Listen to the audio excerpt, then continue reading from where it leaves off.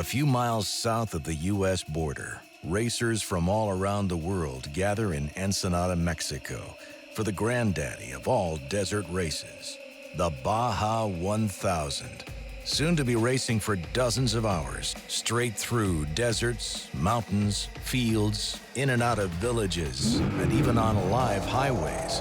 The Baja involves things that simply do not occur in any other form of motorsport.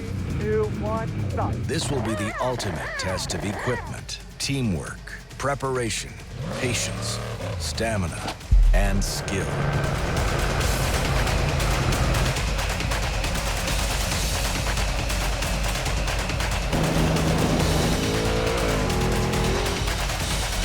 Welcome to the new era of Score International.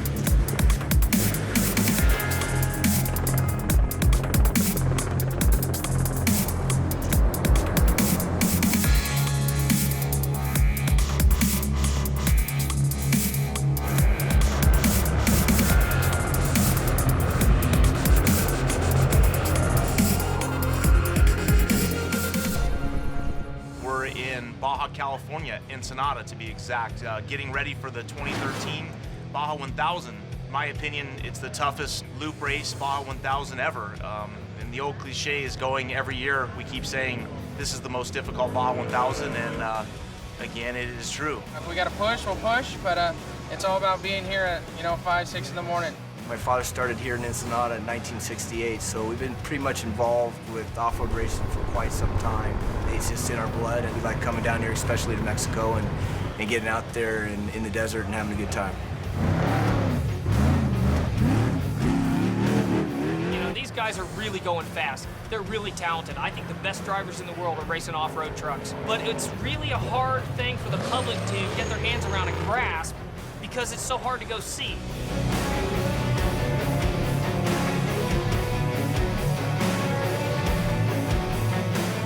This Baja 1000 is going to be more difficult than the years past. It's really tight, really technical, really rocky, and it's definitely not going to go to the fastest driving guy out there. It's going to be the smartest guy. It doesn't mean that the fastest guy is going to win because the guys that take care of their equipment are usually the ones that win. Running somebody down a wide open desert is very dangerous. You could hit a rock, you could fly off a cliff, you could hit a tree. My love of the sport, my passion for off-road racing has kept my spirits up, and I'm looking forward to competing tomorrow, win, lose, or draw. The Baja 1000 is like the ultimate passion and the ultimate nightmare all rolled into one because really only one person gets to win it, and everybody wants to. And for me, Baja is like my second home. Baja 1000 is by far the Super Bowl of off-road for us. Among all of off-road's greatest desert races, Score holds the toughest of them all. Score is the life work of Sal Fish. Fish was mesmerized by Baja upon one of his first visits. I actually raced in the events that were preceded the Score events, which was back in 1967. The first off-road race took place in Baja, California. I raced in 69 and 70. I had no idea at that time that we would start an organization called Score and I would be the guy that was running it. And we decided we were never going to put on a race that wasn't in a location that had hotel rooms, sanitation, restaurants, so the family could come out, and while we're all out having a great time, if they don't want to be out in the middle of the desert, they could be in their hotel room getting a manicure, a massage, shopping, and the kids could feel comfortable. They could eat and wait for us idiots to come back in after being out in the desert. And that's been our goal. This is no bullshit, to put it bluntly. This is really man against machines, man against the elements. And when the flag drops there, the BS stops. We don't The guys don't stop and have tea and crumpets. They don't sleep at night. They run until you get to the finish line. And, you know, any downtime is on your time. This is off-road racing. This is score off-road racing. It's the most macho sport in the world. Sal, having a long list of accomplishments, in 2012 passed the torch to off-road racing champion Roger Norman. I'm Roger Norman. I'm the CEO and president of SCORE International.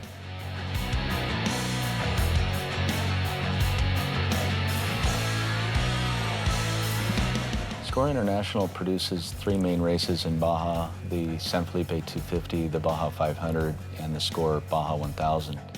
The Baja 1000 is the granddaddy of all desert races. It's in its 47th year of running the race. Norman, a successful businessman, has visions of bringing off-road racing to the masses. His relentless pursuit of partnerships, media coverage, and improved race operations is currently pushing SCORE International to the next level. Yeah, you know, Roger purchasing SCORE and having a vision of doing different things, and it's great to have somebody that has aspirations to take the sport to another level. And at this point, you know, we're seeing changes, seeing new courses. This Baja 1000 has a lot of stuff, that hasn't been ran on in a long time. Some of it I've never ran on before, and that's what I like. I like the adventure. So what Roger's done is he's taken this concept of making it an event. So he's got all this other stuff going on, and it's like a 3-day event now. You come into town and you're like, wow, what's going on over here? Wow, what's going on over here? You got guys doing aerial flips on motocross bikes, guys doing flips and barrel rolls on trucks.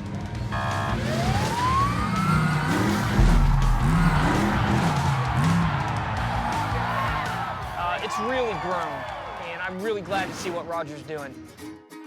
The day before cars take off the line, fans gather on Boulevard Castero for contingency. It's Tech and Contingency Day, which is Thursday. The race starts tomorrow morning about 9 a.m. and it starts tonight about midnight for the motorcycles. It's a beautiful day, and we're just enjoying Ensenada and glad to be here. Racers drive their vehicles down the boulevard, letting everyone get a chance to experience the vehicles up close. We're down here at the Baja 1000 Contingency in Tech. It's nice and hot, weather's great, a lot of racers out here. So right now we're at Contingency, which is where all the trucks roll through, get ready for the race, and we're just rolling through with them, and there's tons of people, and just giving away posters and sharing the love. Contingency is still a very cool thing, you know. You have so many fans come out, they get to see the race cars and see the people. I really like the aspect of people seeing the race cars and seeing the kids' faces, and you know, you can engage with them. It's really cool.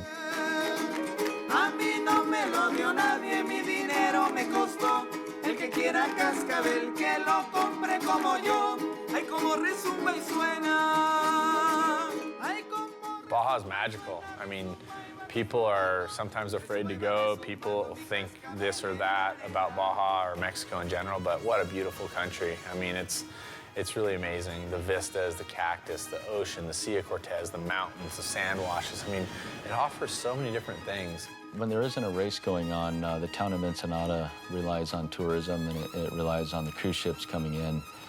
But when there is a race on, the entire town is just completely maxed out. Ensenada has like a flavor to it, you know? I mean, the Baja Peninsula is a magical place. Ensenada is just like this anomaly of just everybody's having a good time, and it's just fun. The fans are super intense. Baja is a magical place, and at the same time, sometimes it's so scary. I mean, we're racing in the middle of nowhere. The Mexican people are so great to us down here, and where do you start an off-road race in the middle of town? I mean, it just doesn't happen in the States, and you know, the people here in Mexico just absolutely love it, and they allow us to start in the middle of their town and finish in their town. That's just quite something. Weeks before any of the festivities, racers prepare for the 1000 by driving sections of the course. This is known as pre-running. Desert racing is different from other forms of motorsports in the sense that you're never going to see the same two corners twice. And that's why pre-running is so important, so that we can memorize the course and get to know all the dangers and all the tight corners before race day. Baja, being extremely unpredictable, makes pre-running essential for those looking for that #1 spot. With the course being 883 miles, it's no easy task. Weeks are spent going over every mile.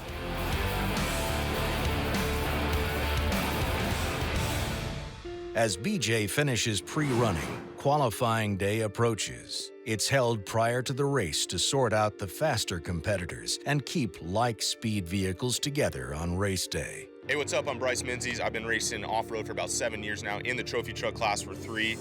We're out here in Ensenada for the Baja 1000. Looking forward to getting out there and qualifying and hopefully putting this thing up top.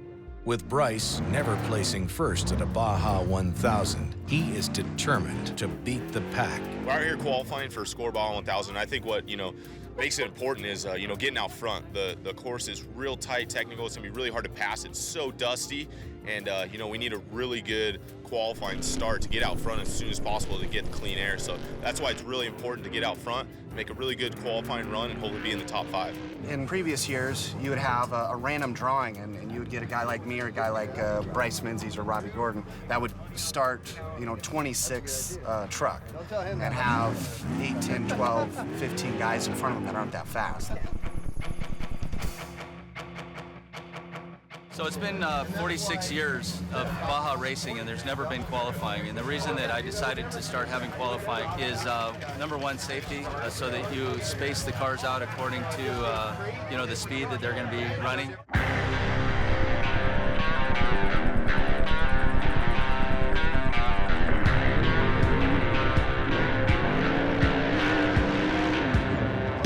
Most teams utilize multiple drivers to keep fresh racers in the seat, avoiding physical and mental fatigue. Some choose not to put their chances in the hands of others.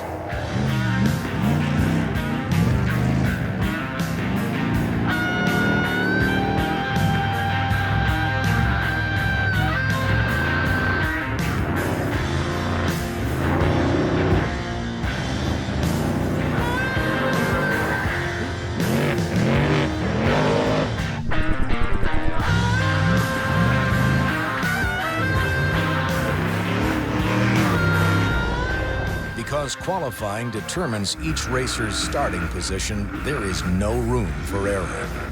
Each driver is battling against the clock, only to be beat by other competitors by seconds. We decided to have Josh race the same stuff he raced before, and I would race the more remote, more technical, at-night type stuff. And, qualifying for the first time was, something we took into account after making the race plan and flipped the truck, which is definitely not on the schedule for qualifying. When you qualify for the Baja 1000, I think you shoot for a top 10. You don't really have to go real fast. I'm not saying that Josh was driving crazy, but the mistake definitely cost us the race. A lot of people don't know this, but after Josh crashed the truck, there really wasn't that much damage, but because it side-loaded the rear tires, we made the decision to change the drivetrain in the truck. So we changed the transmission, the third member, went through a lot of the parts that, maybe people wouldn't have thought of to go through. Even the smallest error can put a massive toll on the race day strategy. With Josh Daniels flipping the truck, it ended their day at qualifying. A mistake this big is going to cost them to start at the back of the pack on race day. Luckily, neither Josh nor his co-driver were hurt during the incident. With Cameron and Josh not getting the position they had hoped for, the rest of the racers battle it out for top starting positions.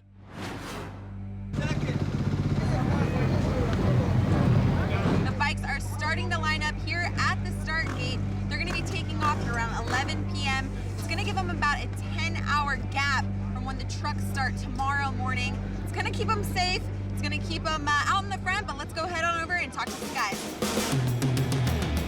Standing here with number 1X team, Colton Udall sitting on the bike. He's going to be starting off the race tonight. The transition's been huge, actually. I've been pre-running at night every single night. I changed my whole schedule. I've been sleeping during the day. Qualifying third here tonight, David Pearson, starting off the race for Monster and GTHR. How's it going to be tonight? It should be really good. It's a lot different starting at night, and there was fog earlier, and it'll be crazy, but that's what Baja's about, and hopefully it'll go off without a hitch, and we'll be starting at night all the time. I'm 100% ready. I got 7.5 hours of sleep before I lined up here today, and it's just like a normal race day, except it's pitch black, and we're starting the Baja 1000.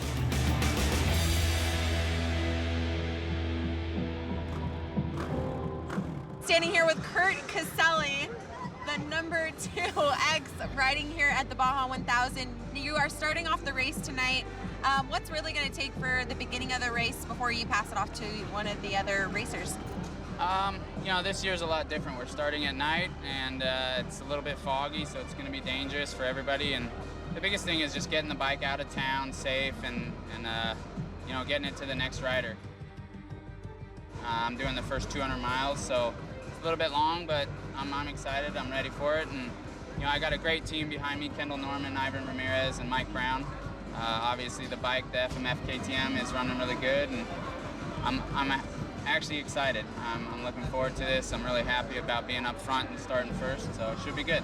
All right, awesome. Well, giving it up for Kurt Caselli and the factory KTM team. We're going to wish him luck as he heads off here tonight.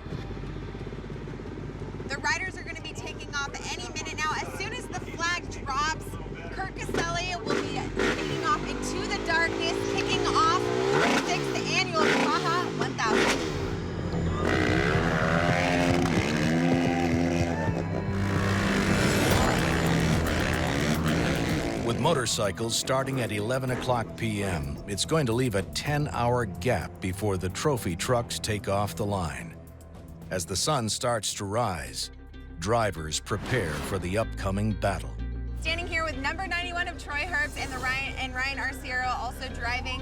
How is this Baja 1000 compared to so many other thousands that you and the Herbst team have done over the years? You know, they're all unique in their own ways. This one, they're throwing a little bit of a tedious little course, giant loop. They're all crazy and they're all fun in a little different ways, but this one's going to be a very technical race course. This year's course is without a doubt the toughest. It's very, very technical. What is your take on today's course? Oh, it's a rough one. Roger put in probably the toughest one ever. So, you know, it's not going to be the guy that's winning the first half. It's going to be the guy that comes down the last 100 miles. The truck's still good, because you're not going to do anything if your truck's junk in the last couple 100 miles. So we're just going to keep our truck, you know, as good as we can and keep all the wheels and tires on this thing and make it around. At the beginning of the race, there's a lot of technical stuff. You know, there's cliffs, there's a lot of rocks, and if you get a flat towards the beginning of the race, you know, a lot of people are going to get by you. So my strategy is just be smooth, make it to 195, and then push from there. Standing here with the number 15 Armin Schwartz of All German Motorsports, coming all the way from Germany to Mexico to race the Baja 1000. How is it? How do you like it this year in comparison to all the other years prior? Generally, I love the Baja 1000 always, but if it is a loop race and you get back to Ensenada, it's always a tough one. And this time I think everybody's saying that it's the toughest, and I believe they're right. This year's Baja 1000 was pretty interesting because it was the longest loop that's ever been done, and I don't believe since 2003 had they had a really long and deep loop. Deep meaning going pretty far south as far as loop races go. With this year's race being the toughest ever, racers definitely know it's going to be a challenge. Only the Baja knows what lies ahead. Last night, the bikes took off about 7 hours ago. They are now passing through Fish Camp, which is actually on the Pacific side of the course. But now we have to kick off with the trophy trucks. These guys qualified 2 days ago for their starting position. Bryce Menzies is right behind me. He actually qualified in first, so he will be taking off here from the start line shortly.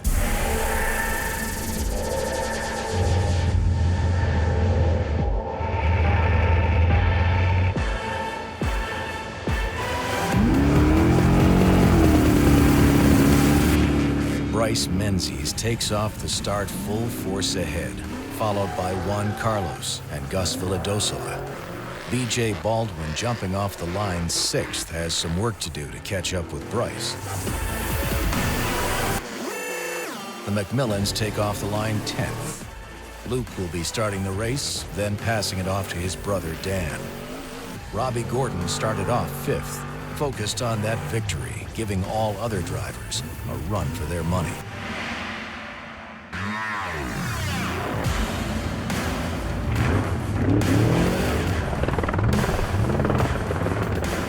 Hundreds of thousands of fans are lining the track, cheering on their favorite racers. This is an all-day tailgate party, allowing everyone direct access to hundreds of miles of race course. Drivers must stay alert at all times, as there is zero room for error. The big advantage of starting in the front is that you have no dust. You're first on the road. The track is in better condition rather than being in the back, but there's drawbacks to that too. A lot of spectators out on the course, could be cattle, could be gates that aren't open. So there's also a lot of dangers to that too. You know, typically, you know, we would love to start first, but I'm tickled to death to be starting fifth. The dust is going to be the most challenging, because if you could see and you've been pre-running down here and you know how to control your vehicle, you're all right. It's 0-0 visibility running at 90 miles an hour trying to catch the guy in front of you. That's where it gets real hairy, and you can make some big mistakes, but that's part of the game, and that's, if you want to win, you got to charge sometime. Running somebody down a wide open desert is very dangerous. You could hit a rock, you could fly off a cliff, you could hit a tree. In the Baja, you got cars coming at you, you got fans out next to the track. One car goes through and edges a 400-pound boulder and it decides to roll into the middle of the racetrack. There's no yellow flag. There's just a 400-pound boulder around the next corner. There's places here where if you miss a left turn, you might drive off a 1,000-foot cliff. There's no walking away from some of these things. As the race develops, you know, you kind of take what you can get. You got to be careful. You got to not take any chances. You got to make sure you're there at the end. So my race day strategy is multifaceted. Sometimes it's go hard. Sometimes it's sit back, relax, you know, take care of your vehicle and save it for the end. Still holding first place, Bryce Menzies will soon be making his first pit stop, 170 miles into the race. His pit crew is staged and ready. All right, guys, we're probably 30 seconds out. Make sure you take a look at that right front tire. Take a look at it. Make sure the beadlock brake's not all bent up or anything. Fuel pit 1, radio check. Copy, 30 seconds out. We're ready. 30 seconds away, the pit crew scrambles, making sure everything is ready and everyone is in place. One slip-up in the pit can cause someone to go from first to fifth in the blink of an eye. Bryce strategically plans his pit stops to his advantage. Thinking everything through before the race is important if you are looking for that #1 finish. The start of the race, usually I have a game plan to make it to about 190. You know, make it there safe, because at the beginning of the race, there's a lot of technical stuff. You know, there's cliffs, there's a lot of rocks, and if you get a flat towards the beginning of the race, you know, a lot of people are going to get by you. So our goal this year is just to be really smooth. I got a great teammate, Jesse Jones, who's going to get in at mile 570. So I got a lot of the leg work, then he's hopefully going to take it home. But, you know, we just need to be smart, make it halfway, and then put Jesse in the truck and let him push from there to the finish. I have a plan before the race of how I think it's all going to happen. But with that being said, when the green flag drops, things always change. I got in a heated battle with Rob McCachran. I was driving through his dust. Unfortunately, one of his course workers was waving him in and didn't see me coming in behind him, and I was probably going about 70 miles an hour at the time. He took 1-2 steps, and then he just started to get into almost a jog, and that's when I collided with him. That was obviously very, very scary. I have never, ever hit anybody in the race truck. I immediately put the truck in reverse to block the course. I've got pit support guys from his team yelling at me, saying, paramedics are coming, keep going. He says these guys are gonna help him. I looked up and I looked at him, and he had 4 guys on him. The ambulance was already there, which was a miracle. So as freaked out as I was, I slowly drove around him and then tried to get back on race pace without getting freaked out. I'm Gary Brady, the survivor of the hit. The last thing I remember was calling Rob in to the pit and telling him to turn in, turn in, turn in. Next thing I'm waking up with the Tesco paramedics above me, and I'm asking him what the hell happened. The aerial shot of what we were looking at there, it doesn't even compare to what it was on the ground. So much dirt and dust flying around. The dust plays a big part in any of this racing. The guy that you're pitting for, your driver, needs to be out there ahead of that dust. You want to be able to get him in there and get him out as fast as you can. I was lucky, very lucky. And I've burned up a couple of my 9 lives. With Bryce Menzies and B.J. Baldwin racing through the desert, both are getting ready for their second pit.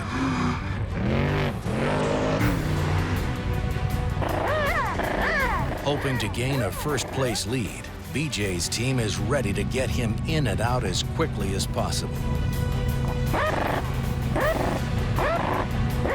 With Robbie Gordon right behind him, BJ Baldwin loses his second-place spot.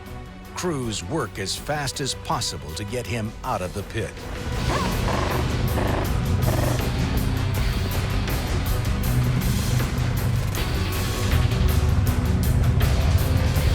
I got it.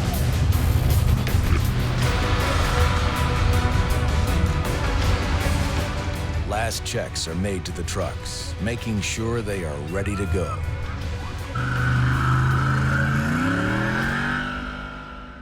Bryce Menzies keeping his #1 spot.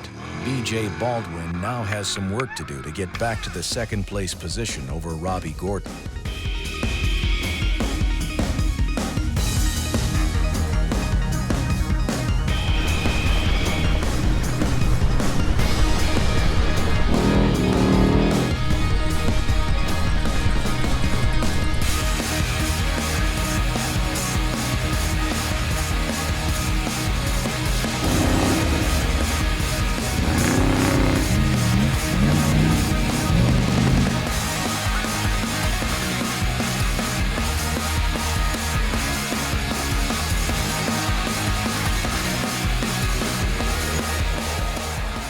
It is evident that after almost a full day of high-speed battle, the race is just getting started.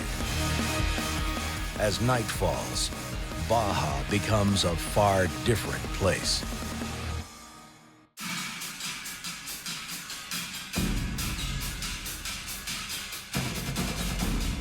Yeah, so now we're playing the waiting game. It's pretty cold out here. We got a fire going in the back.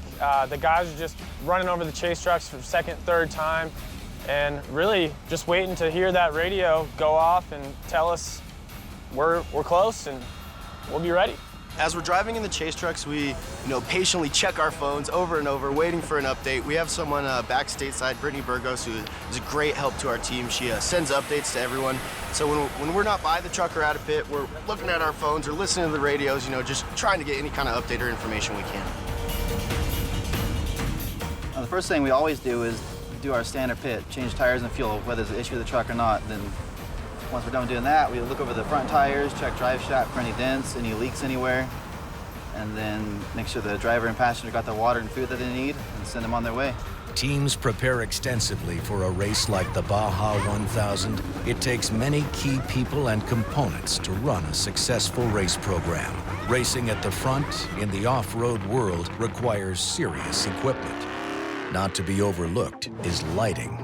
Join the Menzies team as they dedicate hours to testing. We're out here in G, Nevada, doing a little night test for the Baja 1000. We're changing some shocks, just trying to make the truck a little bit better in the big holes and fine-tune it and make it the best possible for the 1000. Been down there for 7 days pre-running. It's going to be, really, really tough race. I think it's going to be one of the hardest ones we've had in, a long time. We're out here a week before the Baja 1000. Setting our lights, doing the final adjustments on our lights, and trying some different setups in the rear bypasses. So, yeah, it's fine-tuned. We're ready to go. Testing is a valuable part of races like the Baja 1000. Every component needs to be tested to ensure it can sustain the long race days.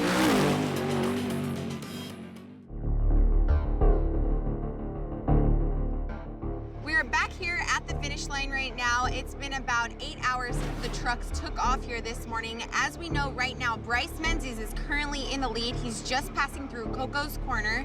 And also the bikes are going to be rolling in now at any moment. Anticipation is definitely setting in. All these people are starting to line the streets and cheer on for their favorite racers coming across the finish line. 18 hours, 29 minutes, and 14 seconds after the bikes took off, the #1X of Timmy Wiegand is the first bike to enter the finish line. After a full day of racing, the journey is finally over. Standing here with the #1X Factory Honda Rockstar Energy Drink. Congratulations, the first team to cross the finish line here at the Baja 1000. Yeah, thanks. I can't say enough about our team. This is a full team sport or team race, and it boils down to having the best pits, the best strategy, and you know, us being the riders have the easy job. This is the second year in a row that the JCR Honda has ridden away with a first-place victory. I don't think people can really understand how fast these guys are, you know, and I always post on the internet, everybody, you know, keep it safe, because they're pounding the whoops or whatever. It lets you know that they're at a whole other level. Standing here with the number 4X Monster Energy THR Motorsports. Brutal, brutal course out there, but consistency was key here. Talk about the mishaps you guys had today. Yeah, it was a crazy race. I didn't personally expect it to be as brutal as it was. We had our fair share of problems. We had a little miscalculation and ran the bike out of gas. And then I get on the bike and I'm just a little over anxious, trying to make up too much time too quickly, and wadded myself real hard, went end over end, and it actually ended my day. So I owe a huge debt of gratitude to my teammates for picking up the bike, picking me up, and getting us to the finish. I just jumped on for like the last 10 feet, literally. So, but beyond that, I mean, I think there's bigger things going on in this race than just the finish. It's just crazy to think of how much effort and time goes into just getting prepared for this race. A perfect scenario is just get off the line clean. I think it's pretty dangerous getting out of town. Everybody knows that. It's a kind of a crazy race. It's dangerous, but we're all here to have fun, and hopefully we can kind of bring that back home too. At approximately 4:30 p.m. Pacific Standard Time, while leading the race and sure to win, Kurt Caselli went down at race mile 792, less than 100 miles away from the finish line. It was later revealed that there were traces of fur found in Kurt's motorcycle, indicating that it was an unforeseeable collision with an animal that caused his crash. Severe internal injuries were determined to be the ultimate cause of Kurt's death. A tragic loss of a hero and legend. Kurt was an amazing man. He was an amazing man. He was an amazing friend, amazing rider. To me, the best rider in the world in off-road. He treated his racing just as he did his friends and his family. He was that passionate about it, but that relaxed about it at the same time. It's still something that's hard to accept. You know, it still doesn't feel real. You know, Kurt leaves behind a laundry list of accomplishments, but that's not what Kurt leaves behind. Kurt leaves behind a personality and a person, someone that cared. And you know, people that didn't know Kurt, and I'm not claiming that I was his best friend, but I knew Kurt. He was caring enough to make the effort for everybody, to share with everybody, to help everybody be the best they could.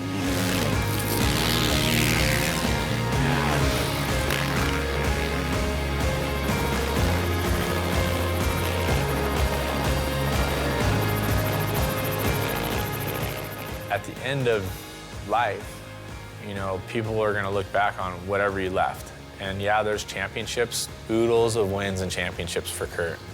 But I think what outshines that is who he was and how he affected people and how he inspired people. And I think that really is more important than any championship, and he was able to do both.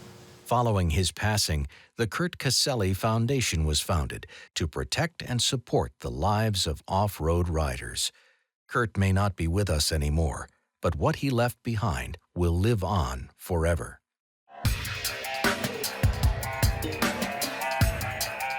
The differences between racing in the daytime and at nighttime is obviously at nighttime. You could very easily get tunnel vision because the only thing you see is what the front of your truck illuminates, and you don't really have any peripheral vision. You can't really see anything in the cab. That's when, you know, most drivers tend to have maybe a little bit tougher time. Racing fiercely back and forth, just seconds of corrected time between them. B.J. Baldwin and Rob McCachran will soon be pitting for much-needed tires, fuel, and anything else they might need to prepare them for the upcoming night. I knew that even though I was being hunted down by one of the best in the business, the race is not over yet, and I had to dig deep and drive hard, race really hard all the way to the finish.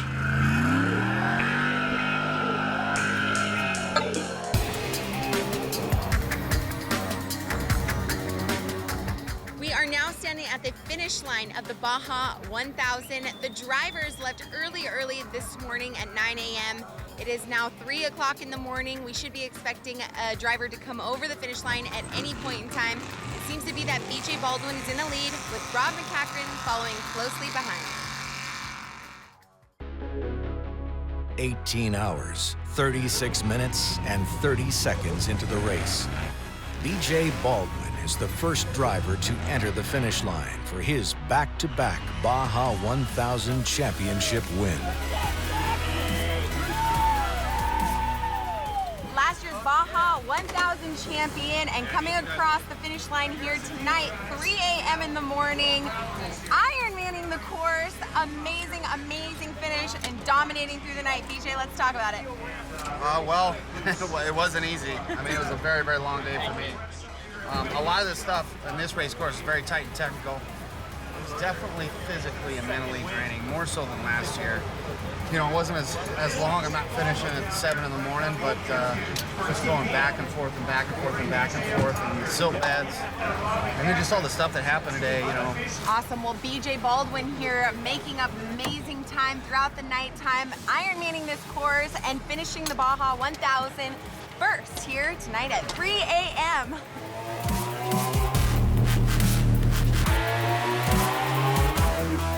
Following just short of 10 minutes behind, Rob McCachran comes across the finish line with the final time of 18 hours, 45 minutes, 28 seconds for second place. Troy Herbst and Ryan Arciero follow with a third place finish with a time of 19 hours, 30 minutes, and 30 seconds. Here with number 91, Ryan Arciero in the Monster Energy Terrible Herbst truck, absolutely dominating today, starting off in a lower position and taking a podium here at the Baja 1000. I tell you what, it's always good to get back here to Ensenada and especially be on the podium. And obviously we came here to win, but I tell you what, this team, I've said it time and time again, this team does not give up. And I get an incredible partner in Troy Herbst. Congratulations to the number 91 of Ryan Arciero and Troy Herbst. Juan Carlos Lopez comes across the finish line in fourth place, with Dan and Luke McMillan following behind in fifth. Coming fifth over the finish line at the Baja 1000, we have Dan and Luke McMillan with McMillan Racing. You started off the race earlier today and kept it very, very consistent, but it was a very brutal course out there today from what I'm hearing from you guys. Yeah, that's right. We had a solid start going for us. I mean, it sounds kind of funny, but the first 70 miles were going great. We were keeping pace with everyone up front, doing good, and coming in off pace 77 off the pavement, we chunked the starter, and the truck, for some reason, jumped into limp mode, so we had to pull over and wait for the chase crews to come in there, and that took 15 minutes. We got going again and started picking them off and worked our way back up to the top 5. Congratulations, the number 23 coming over here fifth at the Baja 1000. Coming across the finish line ninth, Jesse Jones driving with Bryce Menzies. Taking a top 10 finish here at the Baja 1000, killing the beginning of the race here with Bryce Menzies and Jesse Jones, unfortunately facing huge adversity towards the end of the race. Let's talk about the transmission a little bit. Yeah, we lost the transmission. It took about 3.5 hours to get a new one back up there because we were in there behind Mike's, and unfortunately the race got away from us. Bryce killed it on the first half though. Yeah, that's right. Stepping over to Bryce Menzies, you starting off the race and absolutely killing it for the first 500 miles. Yeah, you know, we had a good run. We had some problem with flat tires and stuff, but when we got the truck to Jones, you know, everything seemed good. We had about an 18-minute lead over BJ Baldwin. And that's the 1,000 for you, you know, things just sneak up on you. We'll be back strong next year. We lost the race and the championship, but, you know, we'll come back strong next year and hopefully clinch both of them. Facing huge adversity here today, Jesse Jones and Bryce Menzies, the number 70, still pulling it in for a top 10 finish at the Baja 1000. I love coming to Mexico, racing down here. The 2013 Baja 1000, it's the most difficult Baja 1000 that I've ever competed in. Logistically and on the course, mentally in the truck, driving it. They truly have a passion for off-road racing. I love Mexico. I've been coming down here, like I said, since 8, 9 years old with my dad, and it's a fantastic place. The people are really warm and friendly. Racing off-road is just unbelievable. I mean, there is no experience in this world that's like it. And, you know, each time I go out there, it's so challenging, but it's amazing. And it's just, once you get out of the truck, you're like, let's do this all over again. You know, off-road racing is such a unique sport. To me, I like to call it a three-dimensional sport. You have NASCAR, Formula One, you have IndyCar. They're all cool and they're, you know, for what they do and for what they are. But when you have a trophy truck, you know, this is macho. This is something that's just out of this world. You get these big 39-inch tall tires. You have suspension with, you know, close to 3 feet of wheel travel, going over bumps 90, 100, 120, 130, 140 miles an hour. Once you do it, you're either hooked and it's in your blood forever, or you don't come back. And unfortunately, I'm hooked on it and have a lot of fun. And we've got a great group of guys, and we just have a blast down here. And we work hard and play hard, and then go out and try and win. It's the unknown. Anything can happen. Anything can happen.